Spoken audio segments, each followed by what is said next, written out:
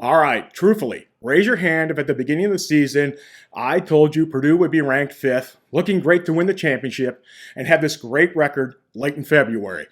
Would you have been ecstatic? How many even would raise their hand? No one knew how this team would react, losing the guys they did last season.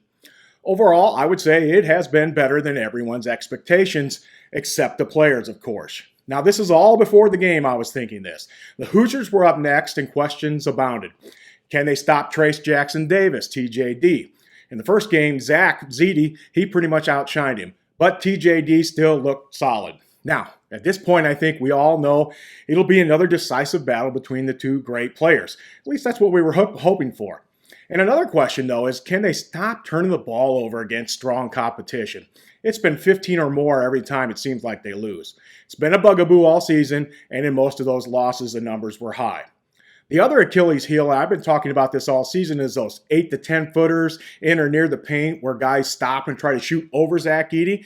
Teams that have been able to do it have had great success and have won. You have to wonder if that will come into play again during this game. Will the officials call a game like they did against Ohio State, or will they allow the teams to roughshod over Purdue, bullying them instead of playing basketball, which we've seen off and on in February?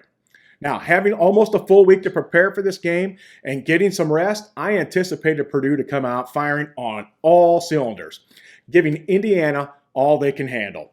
But like most Big Ten games, it may go down right down to that final possession like so many have during the season.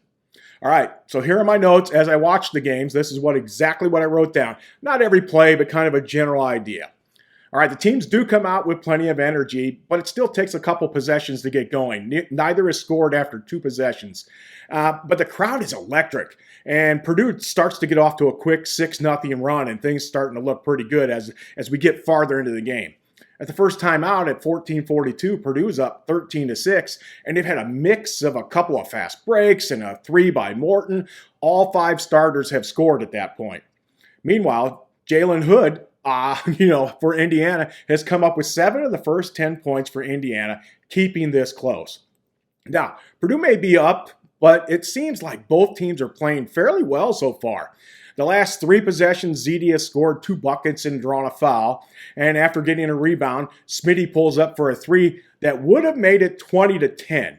But he missed, and quickly Indiana reels off the next 5 points to make it 15-17. How momentum changed pretty quick there. Now, the next break comes around 10:33, and Indiana's closed it up to 19-18 on the back of 2 drained threes. Ziti has 8 points now and 3 rebounds to lead the Boilermakers. And Jalen Hood has 10 points to lead Indiana. Indiana's making a lot of those little 8 to 10 to 15-foot jumpers in the paint or near the paint, which I've called Purdue's Achilles heel. I wrote that down, and of course it was Jalen that was doing that. Now, teams know they have to shoot over Ziti, so they've been stopping there and making a lot of those little jumpers this season, especially pushing the guards down into the paint. Now, at 8:33, Malik Renew gets his 3rd foul for Indiana, and he has to take a seat on the bench. We'll see if Purdue can take advantage of him being out of the lineup, is what I wrote. Hood misses a shot and gets his own rebound, and then there's this phantom foul called. When the replay shows, nobody even touched him. So it becomes a 3-point play, and the game's 24-23. He has 15 of Indiana's points at that point already. Trace Jackson Davis has been a no-show so far with no points, and that's just crazy. Then, as usual, a Trace Jackson Davis over-exaggeration of a bump turns into an offensive foul on Zach Ziti. I said in the last game that he definitely knows how to flop, and the announcers agreed for TJD. That would be 2 flops by Indiana already called offensive fouls against Purdue. Purdue's still up, though, 33-30 with 3:32 left in the half. As we go towards the half, it seems like it's been all Purdue so far, but just about every single break has been going towards Indiana so far. That does happen at times. But Purdue has gone almost 6 minutes to end the first half without making a basket before Brandon Newman drains a 3-pointer as time goes out on the clock.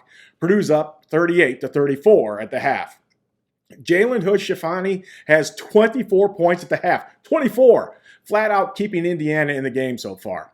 Zach Edey leads Purdue with 13 points and 8 rebounds, and the team stats at the half look like this. Purdue shooting 40%, the Hoosiers shooting 43%, and Purdue is ahead 26-11 in rebounds, and Indiana has made 4 of their 10 three-pointers, while Purdue has only made 2 of 8. So Purdue is ahead because of free throws. They were up 12-4 at that point, and Indiana is still in the game because of great shooting by Jalen Hood-Schifino. Hopefully I'm pronouncing his name right. Sorry about that, dude. Indiana comes out and makes 3 of its first 4 shots in the second half, including 2 threes, to take a 44-40 lead. Just like that it happened. It's a 10-0 run for the Hoosiers. The refs are allowing a lot of body contact, throwing the Purdue guards off their steps, that's for sure. But it created a couple turnovers very quickly, and that's what led to the 10-0 run. The crowd is not happy because of all the physical play by Indiana's guards. And then Morton bumps a guy who slips and falls on his own while he's spinning around, and it gets called for a foul. So you can see why the crowd went crazy. So after that, they go on the first break, and Indiana's still up 44-40 at the first time out. Indiana now goes on a 17-2 run in the second half, shooting 7 of 13, including 3 3-pointers. Meanwhile, Purdue can't throw it in the ocean with just 4 points scored in about a 10-minute period. The crowd goes crazy as Trace Jackson Davis gets his first 2 points on 2 free throws because somehow he got fouled by Zach Edey, who was backing up on a lob play. Pretty hard to foul someone when you're not even facing them, but it was what it was. Indiana was up 61-50 at this point and had 10 minutes left in the second half. See how it changed? Things were just dramatically different. They were 12 of 18 shooting and making 7 shots in a row. In fuego. TKR gets an offensive foul on a pick at the 8:50 mark that now is for offensive or fouls on Purdue and 0 on the Hoosiers. So there was 4 against Purdue, none against the Hoosiers offensively. You know, Indiana still, though, is playing great, and Purdue is playing poorly. And it looks like the Hoosiers are going to steal this one at this point. Again, 10 minutes left. It sure looked like that. IU is shooting 65% from the field, while Purdue is shooting 26% in the second half. That will lose you plenty of games no matter where you are, and they still had 10 minutes to go. Purdue now gets 6 free throws in about a 20-second span, but misses 4 of them, all from guys who shoot over 70%. They're now down 9, 65-56, with 6 minutes and 35 seconds left to play. I wrote down, you better step it up. The score is 73-63 with about a minute and 20 seconds left in the game, and it seems like every single little break now has been going for Purdue. You know, all the little bounces. But they cannot capitalize, shooting just 26% in the second half to that point. That was period, end of story of the game. As I wrote, Purdue misses another shot. That's what I wrote down. A couple of non-consequential baskets from each team. Matter of fact, Purdue made their last 2 shots that were 3-pointers, but Indiana wins 79-71. There was a fast break dunk at the end of the game. I'm not sure if people took that wrong because normally Purdue would have just dribbled out, stopped the clock on time, but so be it. So, no big championship at that point. Their record's still 24-5 and 13-5 in the Big Ten, but still in the driver's seat. Just remember, everyone, one of these teams was picked to finish 6th in the Big Ten, and one was supposed to run away with the Big Ten. And as I did this podcast, of course, just a little bit ago, Northwestern loses and Purdue wins the championship. They were unranked preseason. They were the ones projected 6th in the Big Ten, while Indiana was supposed to run away with it.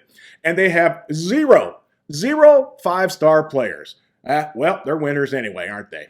All right, back to yesterday's game.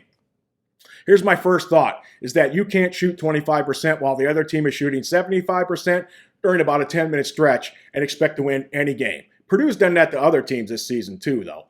Many of the Boilermakers' shots were wide open or fairly open, and nobody could make anything. Ziti said this after the game. He summed it up really nicely on how the game got out away from him in the second half. They made shots, and we didn't.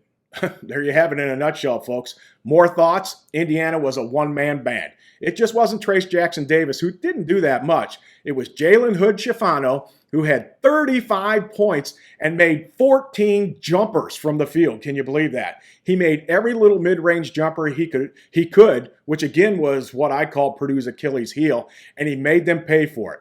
Jalen Hood-Schifino may be the freshman of the year in the Big Ten. His mid-range is that of a top 5 NBA pick, and it was lethal yesterday. The other disappointment was that there was not much game between the 2 big men. TJD was a no-show other than some extra sloppy baskets when he was in the right place at the right time late in the second half to get his 10 points. And that was all in the second half. Meanwhile, Zach Edey was the player of the year that we all expected, and I was bummed that they didn't go at it a bit more. I'm sure you probably were too. Let's look at some of the stats and how a team can bury itself in the second half. And I say bury half of a game at home. So the first thing I saw on social media, this is one thing that popped up to me, was Indiana dismantles Purdue. I got to say, I'm not sure what game you were watching there. Purdue, with a plethora of open opportunities, could not throw it in the ocean. That's not a dismantling. That's awful shooting by one team. That is not to take anything away from Indiana either, because they were definitely a one-man band who played a good, strong, aggressive game. They were solid on defense despite getting all the open shots for Purdue. Also, it didn't seem like the refs were even involved anywhere, which is a plus for everybody, right? Not much of any questions. There were a few. Purdue, you're always going to lean towards those, right? But the numbers are ugly unless you are an IU fan. The numbers from the Hoosiers show nearly perfect second half. They shot 60%, making all of their free throws. They also finished 7 for 15 from behind the three-point line, and they had a great second half for the IU squad. Now, flip-flop over to Purdue, and it looks ugly, UGLY. For the entire second half, Purdue shot 30% and 20% from behind three-point land, and that's because they made their last 2 shots. They did out-rebound by 16, it looks like, but they missed 11 free throws. So out-rebounding, but missing free throws, most of which all seem to come in the second half when those missed free throws happen. Zach Edey got another double-double, and Fletcher Lawyer, Flash, scored 14, but just about everybody else seemed just a bit off.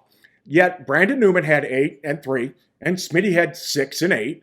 First scored 8, so there was some decent play by some of the guys. And it's kind of funny. 7 different guys scored at least 3 points or more. But only First and Ziti shot 50% or more. Some of them were offers from behind the three-point line. Both coaches basically said that one team made shots and the other didn't. Coach Painter added he felt like they had even more open shots but missed them, while Indiana may have had some tougher shots, but they knocked them down, and that's the way the game goes, right? Plus, he said none of our guys are really trying to miss. You do realize that, right? I added that part. Sometimes somebody plays better and shoots better and gets you on the run, and it's tough to get back into the game. That was him finishing up. Now, back to me. So it seems that even when you do a bunch of good things, right, but you do several things terrible, you are going to lose games, right? I have to admit, I'm not sure if I have ever seen so many bricks shot by one team. I thought it was a middle school team for a while. Purdue only scored the points they did in the second half because of a lot of earned free throws, of course, and that was half their scoring. But it was like none of the shots even seemed close. Lots of long rebounds and wild bounces, not the in-and-out kind of shots you get on some nights. Nope, just awful shooting. Those of you in a panic, though, notice only 3 other teams in all of basketball have less losses than Purdue. And just about all the top teams are losing here late in the season, except for Houston, who's playing nobody, of course. So now Purdue is still in a great spot. We know they're going to lose at least one more probably game, maybe 2 before they head into March Madness itself. Depending how they finish, they're still going to be a 1, 2, or 3 seed. And all of us, myself included, are ecstatic about that. Still, really only looking for a 6-game run to end the season is what we want. And you got to look at it this way. Found problems now can be fixed. Better to know now than later. All right, on to Wisconsin and anticipate a rough game up there. After seeing the shooting tonight, you can bet that the Badgers will double and triple team Ziti and dare the Purdue shooters to beat them. Well, that's it for now. I'll see you next time.